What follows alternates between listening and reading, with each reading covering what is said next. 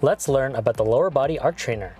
The lower body arc trainer is a fitness machine that focuses on working the lower body muscles such as the glutes, quadriceps, hamstrings, and calves, while also providing a low-impact cardiovascular workout.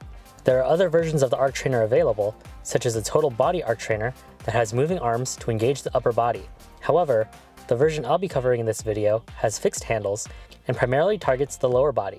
This machine features a sleek design that consists of 2 independent foot plates that move in an elliptical path and has several handles and handrails based on what's most comfortable for you.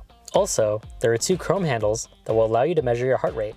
The 2 main adjustments for this machine that can make workouts more or less challenging are the incline and resistance level. Incline and stride are interchangeable here. The main console will have options to start and stop the workout, up-down arrows on the left to allow you to adjust the incline, and up-down arrows on the right to allow you to adjust the resistance.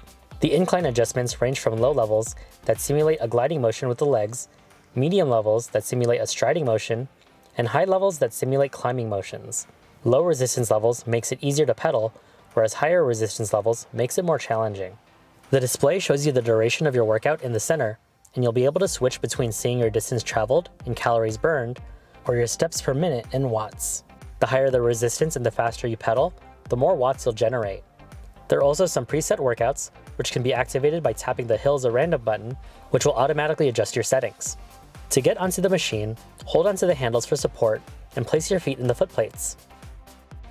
Hit the green Start button and adjust the resistance and incline to your preferred intensity.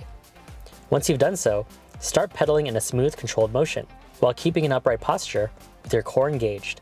Some workouts you can perform include maintaining a steady pace with your selected incline and resistance levels, alternating between high and low intensities, for example, high intensity for 1 minute and low intensity for 2 minutes, and even reverse pedaling to engage different muscle groups in your hamstrings and calves.